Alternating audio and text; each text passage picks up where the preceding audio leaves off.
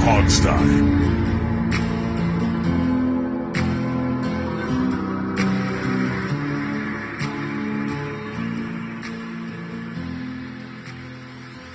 Hey everybody, and welcome to the first free game show of the 2020 season for the Hogsty. Welcome guys. We made it through a weird off season. Rob is out tonight. He's got to watch his kids. I'm going to be half in, half out, I think, because I had a rather rough couple days. If you don't follow me on Twitter, I will say my father passed away unexpectedly on Sunday. So I'm kind of, here. I'm here, but I'm not all here, guys. I'm going to give you a warning on that. Someone might have to take control of the show at some point if I start breaking down crimes. We've had to do that when you are mentally with it sometimes, Alex. So that's fair. That's fair, but I don't have the excuse of being drunk this time. That's true. That's true. Well, on behalf of certainly all of us at the Hogsty, we're certainly, our condolences to you and your family. Yeah, it's been rough. I mean, I know, Jamal, you had a family member pass recently, right? And you've dealt with your share of that in your life, I know. You don't go into it much here, but it's never easy. No, it's not. And Steve somehow has no family, but the family he does have is all like 1,000 years old. We know that. I wouldn't say they're 1,000 years old, no. I have very little family. I have a mother and father who are both still alive. Yes. And my family who are thankfully still around. Right. At least the ones you like. That I'm not going to get into. Yeah. Okay. Yeah, man, it's always rough, but I'm glad I'm glad you're here with us tonight, man. And, moving forward, you do what you got to do, but sure. take your mind off some things for a little bit. Yeah, you need the distraction every once in a while. I've been trying to work here and there, and because you just want something to do. Let's get into the show, though. I don't want to bring people down too much because it is the first season for the Washington football team, established 1932, because that name is just awful and grating on me at this point. It's terrible. So I'd rather just go without a nickname. Just be Washington. Yeah, and we there was a debate. I think you and I were both saw it on Twitter, Steve, where people write football team now in spreadsheets instead of Washington. Worse. That makes me want to claw my own eyes out. Yeah, honestly. My point was at least put the word "the" in there because then it makes it possessive in some way. Yeah, but like our writer, no one puts the team in all his articles, and that makes me. I mean, it's his article; he can write how he wants, but that makes me want to shoot somebody. Also, I like the team better than Washington or football team. I just like Washington. I like Washington. I've arrived at. Go with Washington. If you follow what I write, a lot of times I'll put Redskins and then intentionally strike through it just as my little kind of estimate for the world. Right, I've noticed. Jamal, do you have a strong stance, or are you just go with Washington for now, guy? Look, I'm Washington for now. I didn't have a strong fight in this thing to begin with. Sucks to say if you guys were expecting something of me in that degree, but I didn't have a strong fight in this, so it's not hard for me to just put Washington or. Matter of fact, now that I think about it, I'm sitting here thinking about it. I really only put Washington. Like I'll start off with like Washington football team, but then after that it's all Washington. Yeah. So it doesn't really bother me, but it is funny. It's funny hearing Steve's own Steve own fight that he's putting up in his articles. We could do this show 85 years from now, and Steve will still be bitter about it and do that exact bit. Yeah, that'll only make me more bitter about it by then. I did have a vote. Because you'd be 135 years old.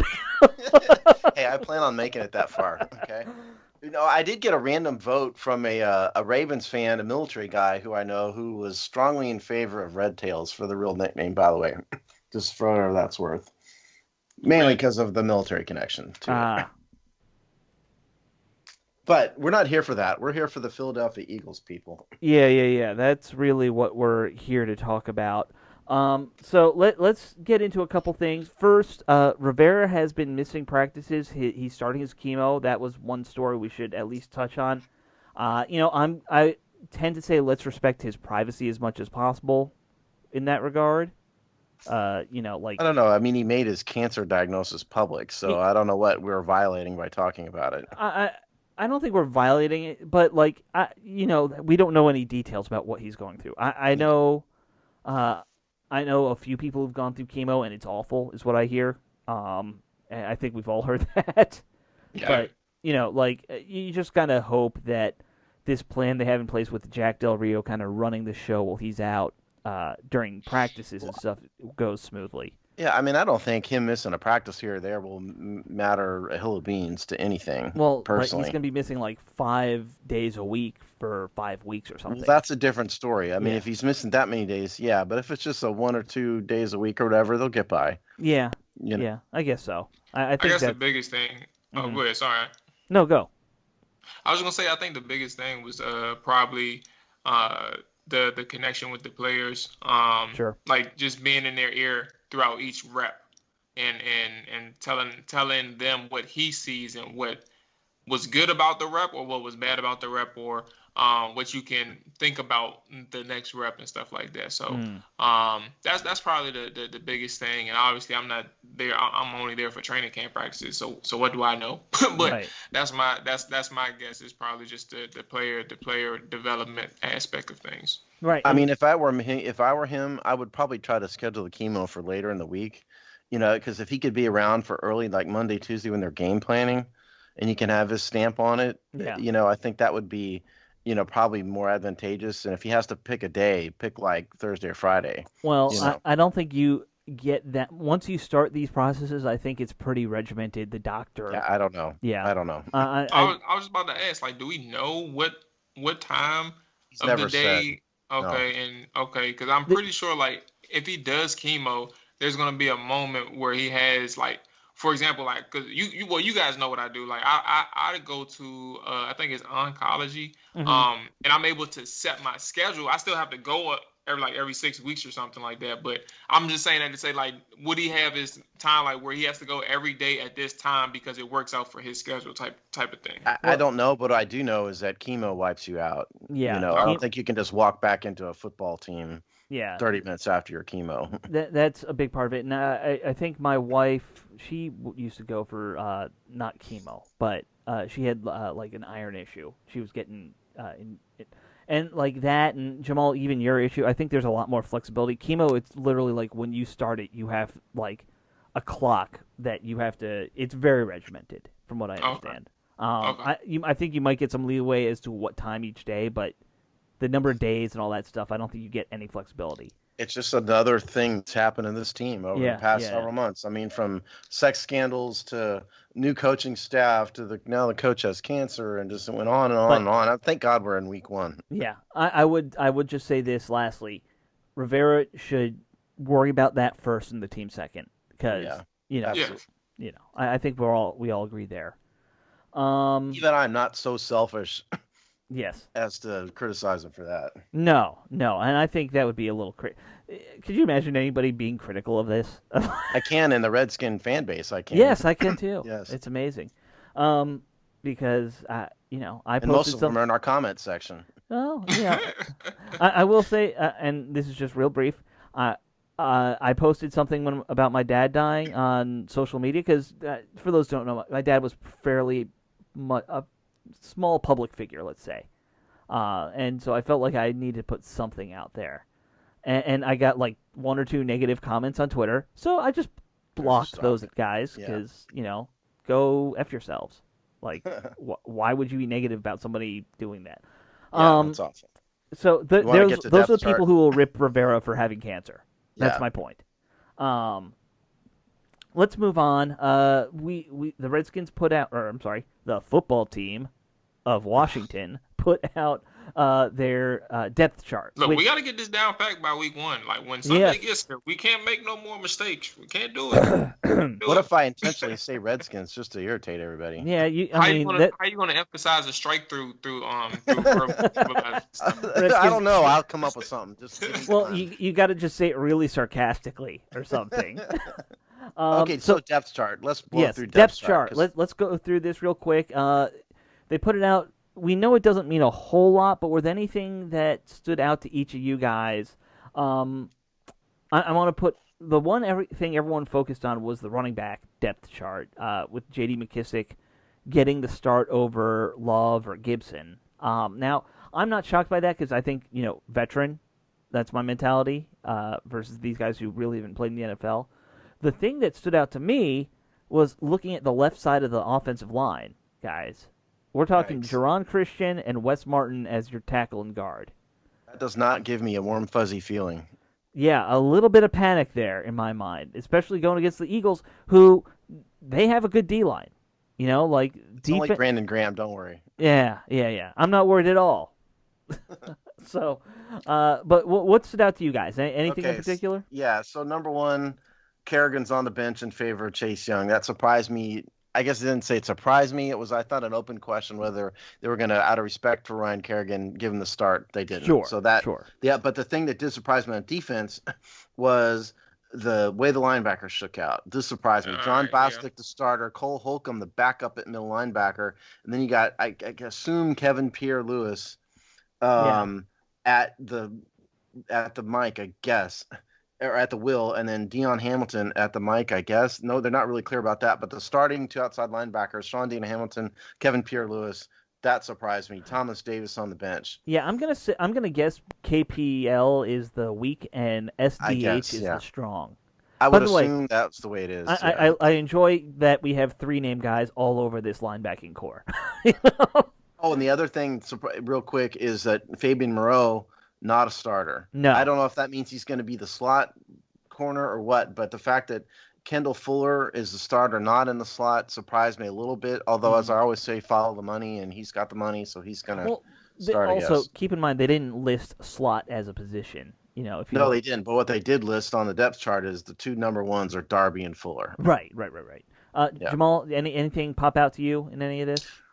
Well, I was hoping he didn't get the linebackers, but I mean, linebackers was my thing. It was more so Deion Hamilton and Kevin Pierre-Louis. And in my world is unanticipated, but at the same time, I'm sorry, I should rephrase that. In my world, is more so I didn't see that coming. You would thought Thomas Davis or maybe Cole Holcomb or something to that likes. But at the same time, when you hear the coaches throughout the offseason, it's the same thing that they say with Ryan Anderson. It's the same thing that they say with Kevin Pierre-Louis. The same thing they say with Troy Apke. All these other names that they mentioned. These are players that they consistently mention from the get-go. I'm sorry, not Troy Apke. He was a training camp surprise. Right. But the other two, Ryan Anderson and Kevin Pierre-Louis, these are guys that they mentioned from the get-go consistently and how they liked them and how much confidence they had in them. And KPL, as Del Rio would mention and Ron Rivera, this is, somebody that they really liked out of Chicago. Yeah. And clearly he earned himself a starting spot. Now, I will say, because when you pay attention to the reporters that's out there that was watching the training camp practices throughout the weeks, you don't really hear a lot of KPL when they're talking about the training camp practices and things like that. So the only thing that I will question is he starting because the coach has an idea of who he is versus he outperformed people behind him. Mm-hmm. And that's the only thing that I will question out of this. But the linebacking spot was my surprise. Everything else, as I mentioned, like you can hear this in the offseason. Same thing with KPL, but it's just like you didn't hear much in training camp versus the other people like Jerron Christian, who earned himself a starting spot, or Troy Apke, who earned himself a starting spot. Yeah. The only other thing that surprised me a little bit was that Steven Sims was the kick returner and the punt returner and a starting wide receiver. All of those. I was a bit surprised they didn't have somebody else grab the punt return duty. Hey, that's our Dante Hall. Yeah, maybe. Yeah. I guess. Yeah, apparently so. But that surprised me a little bit. Yeah, I'm with you more from if you're building a roster, I don't like starters also being the punt returner. Well, especially doing both of them. Yeah. It's just a lot of wear and tear. That's why where Antonio Gibson and Isaiah Wright would have made more sense just getting those starting spots in my mind. Hey, we praised you on the last show, Alex. You called that Isaiah Wright. Well, I know a good football program when I see it. and then you also know Temple. Yes, and that's it. That is all. Okay, so we'll move on. I think we're definitely going to see some changes in this lineup, probably week to week. I won't be surprised if Antonio Gandy Golden's eventually, replacing Inman, or I can see some changes to this roster when you look at it. That's, I guess, my larger point. But we really have to talk about this game coming up because we are playing the Philadelphia football team of Philadelphia. The Eagles, as they are also known. Let's start out with our offense versus their defense, guys, because this is a good defense. It's a little weird to talk about all this right now without the preseason. I feel like we don't fully know what we're getting into. We kind of have to rely on what we saw last year with Philadelphia. But I feel like they, for the last few years, have had a very stout defense. Not perfect, but like they build in a way you want to build. It's a good front line and a lot of speed still, and that worries me. Yeah, so last year they were very stout, and they were stout against the run. They weren't quite as stout against the pass. And also their vaunted run defense, they were third in the NFL in total rushing yards. But it's a bit of a mirage because teams didn't rush a lot against them. They also had the third lowest rushing attempts. They were giving up over 4.1 yards per attempt. So I actually think this is kind of a middle of the road defense. They've just been handling, the 2019 Redskins because that team sucked. Right. But I actually don't think the defense is all that, to be perfectly honest with you. Now, the problem to me is, as I said at the beginning, Brandon Graham versus Ron Christian. Whew, man, that scares the bejesus out of me. Yeah. To me, I think it's very important for this team to get off on the right foot. We want to see, even if they don't win the game, that we want to see competent offense from the go. I think that would go a long way to showing that this new group with the new leadership in place can overcome every possible adversity you could dream of, short of the stadium physically melting down. Everything happened this offseason. And to come out and play well against a good team right up front, that's big. But it starts with offensive line to me. I have zero faith in anybody but Chase Roullier and Brandon Scherf on this offensive line. And so if the offensive line craters, it's going to go bad. If it doesn't, they'll hold their own. I think that's the whole key to me. Well, for me, I kind of, and you're not wrong, and that's why I point to for the offense. I point to coaching, but I also point to a player, and that's Dwayne Haskins. It's really going to come down to him because when you look at the offensive line, as you mentioned, it's on the quarterback to have the confidence to get the throws off. Like, it's not on us. Like, you're not going to expect. I don't have any confidence, like you stated. I don't have any confidence in this offensive line. And where are you gonna expect Jerron Christian to hold down the fort the entire game? Like, it's gonna be hard for him to do that. He's gonna have his lapses. He's gonna have the moments where you're like, okay, he may need some help.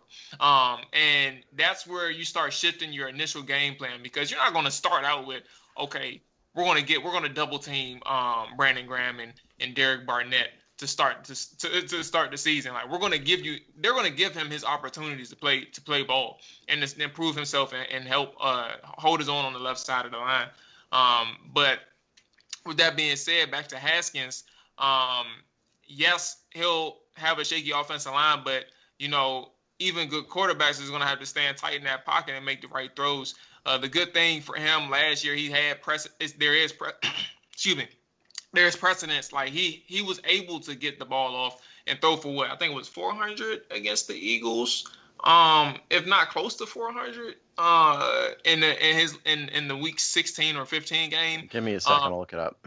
Okay, so yeah, he was on the money throughout the entire game, and he was getting the ball out quick. He was making the right reads, and he was running the ball. He was mobile. He was not an easy target for the Eagles to get to.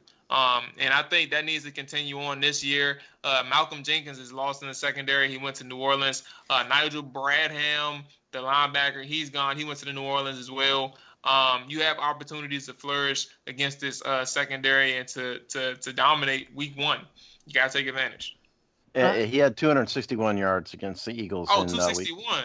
But he had a rating of 121.3. I think that's probably what you're thinking of. Yeah. Okay. He played very efficiently, and that was huge. What was it, like a couple incompletions or something like that? He was 19 for 28 in this game, 261 yards, 2 touchdowns, 1 sack, and no interceptions. I don't know why. Yeah, that's why his rating was 121. But the lack of passing yards, kind of held back. Yeah. So I'll tell you what I'm going to be the most curious to see. We heard when they released AP that the offensive plan kind of started to morph in how Turner wants to kind of run things. And I'll be very curious to see, because I think we as hardcore fans kind of have an inkling that this is going to be a very running back, catching the ball heavy offense.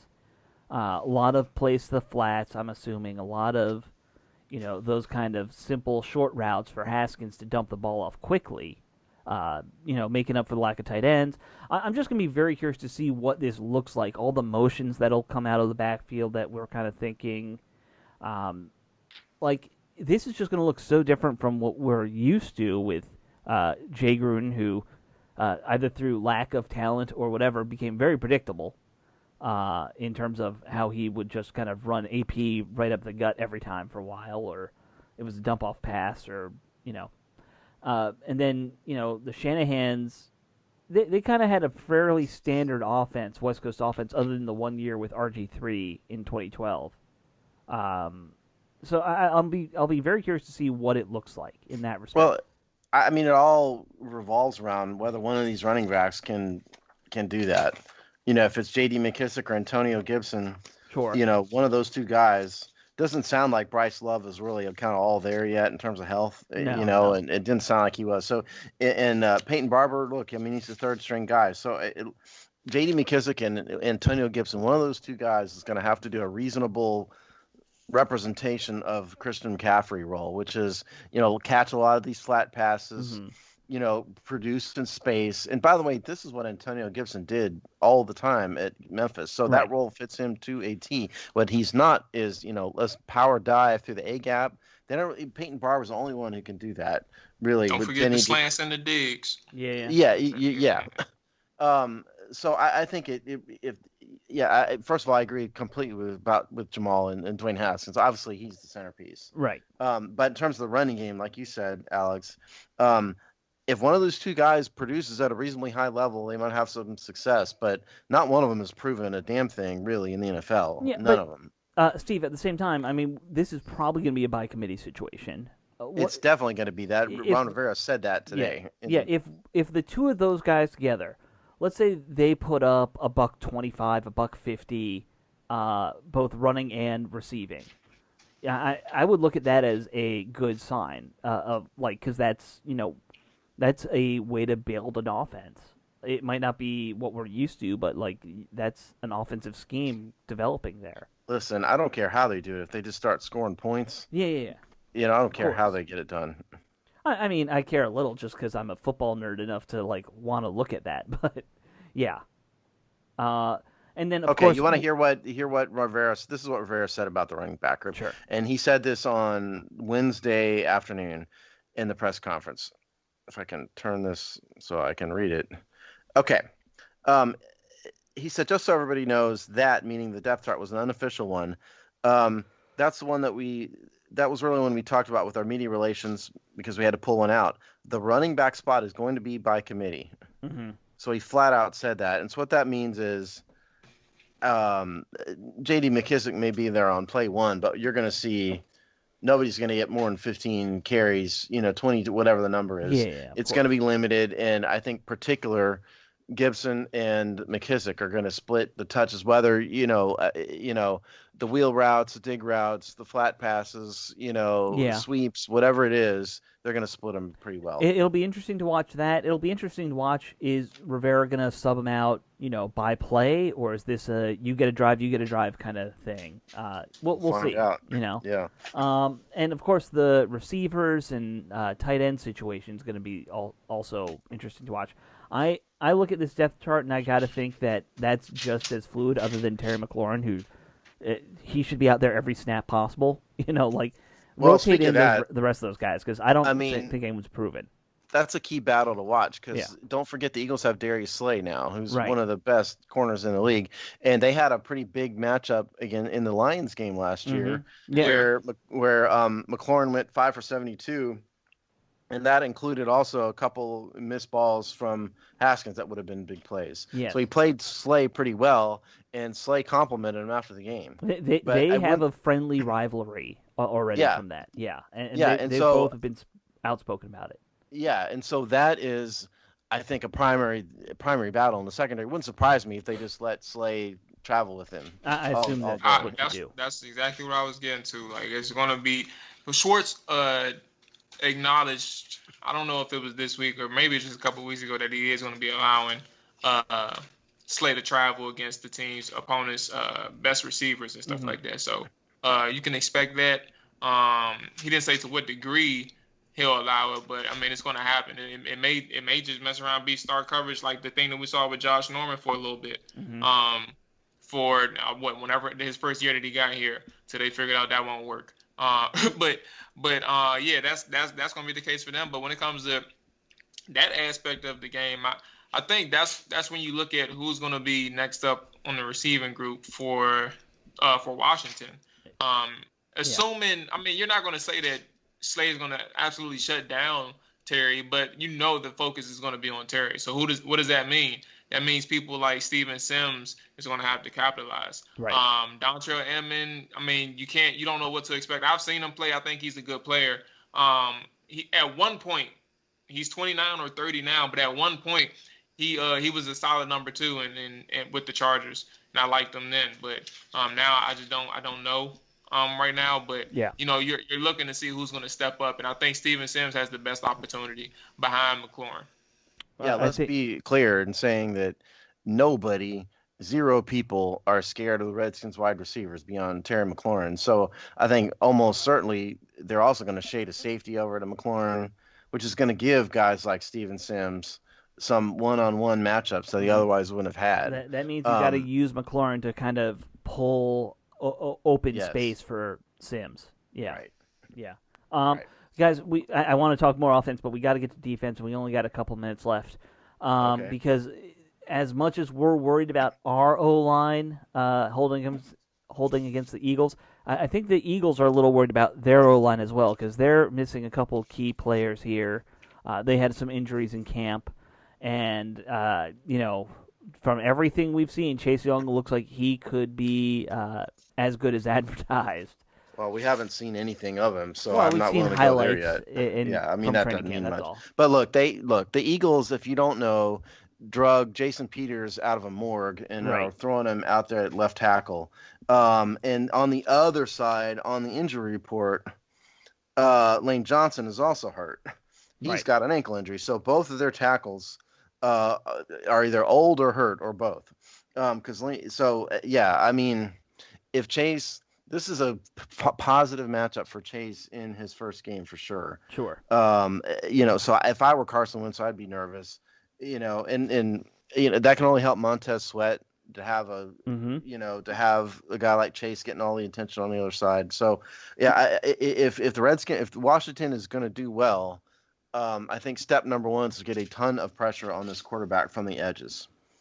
Yeah, I agree with that. Now, that said, we've gotten pressure on Wentz before here, and, he's a slippery bastard, just like Ben Roethlisberger. Listen, the Redskins last year were already a very good pass rushing team in the first place. Right. And you saw how that turned out. So that's not a guarantee it's going to do anything. Sure. Now, the one hope is with this front four now, maybe you don't need to blitz as much as they did when they were in a 3-4. Well, the difference is that last year, if you look at the pressure stats and stuff, a lot of the pressure was coming up the middle. Yeah. It was Matt Ioannidis and Payne and Allen. Yeah. And so if Chase is as advertised, let's hope he is, having that on the offensive left side, in addition to the pressure they already get up the middle, is a whole new element. Because Ryan Kerrigan didn't play well last year. Let's just be honest. No, he didn't. And Montez Sweat, it took him like a half a season to kind of more comfortable, and so they ought to be better, a lot better on the edge than they were, I think. Yeah, and if you can collapse the center of the pocket, that does make it harder. Right. Now, the one concern I think we always have when it comes to the Eagles, tight end. They always kill us there, and we got a lot of question marks at linebacker, right? So yeah, who's going to cover Zach Ertz so he doesn't get 15 catches again? Yeah, a group of linebackers that still can't cover. we in the same boat that we was the last 30 years, however long it's been. Yeah, don't worry, Jamal. like Thomas Davis is out there now. He'll get it done. Yeah, let's trust that. What is his old legs going to do? Thomas Davis, the one guy who makes me think I got a shot still at the NFL because he's 1 year older than I am. I'm still waiting on my call. It's gonna happen one of these days. Yeah, it's not gonna be pretty, I don't think. Although we know Rivera did praise Sean Deon Hamilton, I think, for his outstanding coverage skills in camp. I believe it's. Well, Hamilton. I mean, when were Deon Hamilton on the team last year? Last I checked, he was. Yeah. Well, you want to hear Ertz's numbers from last year? Not really. Just but... just to torture you. Well, now that I think about it, I guess that's what Landon Collins is here for too. Yeah, that's true. You're gonna have to. I mean, if you're gonna use him, it's gonna be a Detroit IQ show in the secondary. In terms of playing the deep role, which is, obviously the free range. That's his responsibility anyway. But if you're going to take that safety into the box and have him solely check Ertz, which is fair, you're just gonna have to give a little and trust Apke out there by itself. So we have options. It's just like, matter of fact, now that I think about it, I do have faith in Landon Collins to get that job done, versus like having a linebacker do it. Because a linebacker, I don't care who it is. I don't care what Rivera and Del Rio said. Hamilton ain't checking Ertz. No. Nobody's checking. And we completely forget about Goddard, who's just as a threat to our linebacking core than Ertz is. He would be the starter on this team. If he were a Washington player, he would easily be the starter. He would be the number 2 receiver. Maybe. Yeah, so like it don't even matter. Now that's actually a better question, because when they run 2 tight end sets, which I'm sure they will, that'll also dip into some strategy that I'm not prepared to talk about. I don't know what they'll do. The Washington team, I don't know what they'll do. I know I don't have a lot of faith in the linebackers to get it done. That's what I. Yeah, it's a wrap. It's a wrap. Yeah. You're gonna have to double team or just play zone and hope everybody stays in their responsibilities. Yeah. Yeah, Ertz, by the way, had 135 targets last year, 88 receptions, for those who are curious. Yeah. 135 targets as a tight end. Yeah, I think he doesn't actually get. And I think about 130 of them came. 130 of them came against Washington too. Yeah. The Eagles have had really good tight ends, and I think people sleep on that all the time with them. For the last 10 years. Guys, we got to wrap up because we got to get used to a half hour goes by quickly.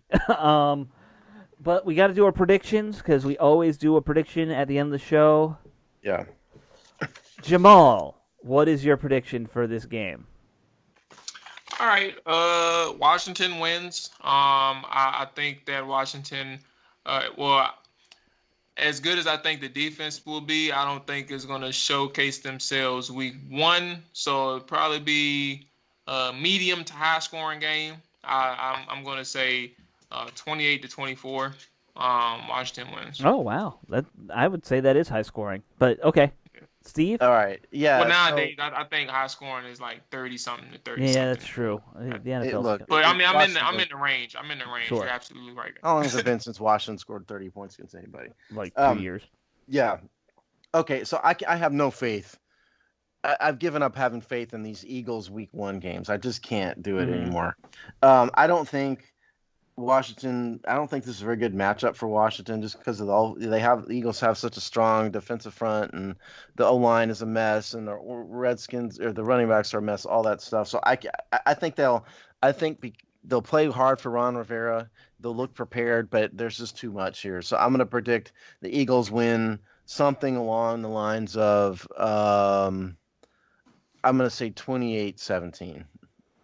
I'm pretty much with you, Steve. I actually think the Eagles might even put a little more. I could see it being like 31-21 is kind of going to be my prediction for the Eagles to win. So that should wrap us up for this week's episode, folks. Thanks very much for listening, and let's go Washington football team. And God, we need a real name. All right. Later, guys. Let's go Redskins. Okay, good. Good show.